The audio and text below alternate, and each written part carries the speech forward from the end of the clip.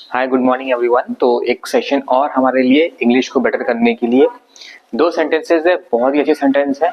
आपको अगर इंग्लिश बिल्कुल नहीं आती है या बहुत अच्छी आती है बट ग्रामर में आप कहीं ना कहीं मिस्टेक्स करते हैं छोटे छोटे वर्ड्स को लेकर, खासकर प्रेपोजिशंस को लेकर, तो उस पर एक टॉपिक है। दो सेंटेंसेस है, आई am on a bus, I M इन अ बस। तो मैं आपको बताने वाला हूँ कि इसके पीछे सही सेंटेंस या गलत सेंटेंस या दोनों सही या दोनों गलत क्या है और इनकी मीनिंग क्या है। अब देखिए, कभी कभी ऐसा होता है कि इंग्लिश हम बोलना शुरू कर देते हैं बट इंग्लिश को हम सही तरीके से बोल रहे हैं कि नहीं ये हमको कोई बताता नहीं जल्दी। आप कहीं ऐसी जगह खड़े हैं जहाँ वाकई में लोगों को वाकई में ग्रामर की अच्छी नॉलेज है और वो आपकी इंग्लिश को सुन के हंस भी सकते हैं आपके ऊपर, तो भी एक बड़ी प्रॉब्लम हो जाती है क्योंकि आपको इंग्लिश एक्चुअली में नहीं आती है बट आपको लगता है कि मुझे इंग्लिश आती है। क्यों?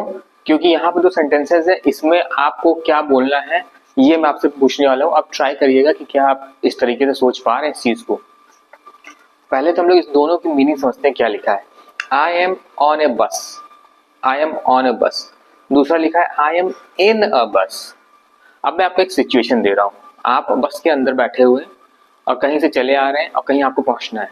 तो जहां आपको पहुंचना है वहां से आपके पास कॉल आई कि आप बताओ कहाँ पर हो। तो अब आपको बताना है कि मैं वापस आ रहा हूँ और मैं बस में हूँ और मैं बस से वापस आ रहा हूँ। तो जब मैं बस से वापस आ रहा हूँ तो आप बस के अंदर बैठे हैं, बस चल रही है, आप क्या बोलेंगे? आई am on a bus, I M इन अ बस। आप क्या बोलने वाले हैं? तो पहला सेंटेंस हिंदी में कह रहा है मैं बस के ऊपर हूँ, आई एम ऑन अ बस, बस पे हूँ। और दूसरा कह रहा है आई एम इन अ बस, मैं बस के अंदर हूँ। अब कॉल आया, आपने बोला आई एम ऑन ए बस, तो ये सेंटेंस हो जाएगा सही। और अगर आपने बोला आई एम इन अ बस तो ये सेंटेंस हो जाएगा गलत। इतना तो हम समझ गए। ये कोई लॉजिक अभी तक नहीं बताया गया, शेयर नहीं किया मैंने आपसे कोई लॉजिक। अब अगर आपको लग रहा था कि आई एम इन अ बस सही होगा तो क्यों गलत हुआ ये मैं बता देता हूँ। क्यों? क्योंकि बस जो है वो चल रही है और आप बस के अंदर बैठे हैं। बस कोई छोटी चीज नहीं है, बस एक बड़ी चीज है, ट्रांसपोर्टेशन का एक फॉर्म है, जैसे ट्रेन, बस, प्लेन। तो ये जो तीन चीज होती है ना, तो ये जो तीन चीज होती है ट्रेन, बस, प्लेन, इसमें हम एक्चुअली में ट्रैवल करते हैं और ट्रैवल का हमारा ये मोड है, पब्लिक ट्रांसपोर्ट यही होती है। तो हम इसमें जब ट्रैवल करते हैं तो एक्चुअली में ये तीनों चीजें क्या हैं? ये तीनों ट्रांसपोर्टेशन का जो फॉर्मेशन है वो बिग है। कैपेसिटी की बात होती है, यहाँ पर कैपेसिटी बहुत ज्यादा होती है।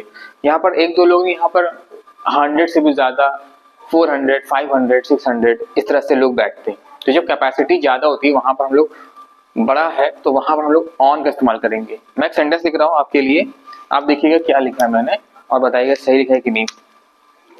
अब मैंने दो और सेंटेंस लिख दिए हैं, इन दोनों सेंटेंसेस का भी वही तरीके से फॉर्मेशन मैंने किया है, प्रेपोजिशंस का इस्तेमाल किया है। आई एम इन आकार ये एक सही सेंटेंस है। क्यों? वही लॉजिक लगाएंगे बट यहाँ सीन उल्टा होगा। क्यों?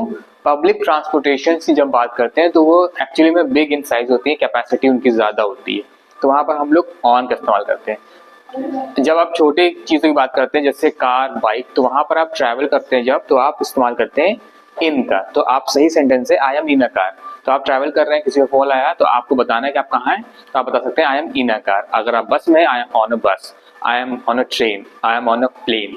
तो ऐसे आप इस्तेमाल करेंगे जस्ट बिकॉज कि इनका साइज बिग है।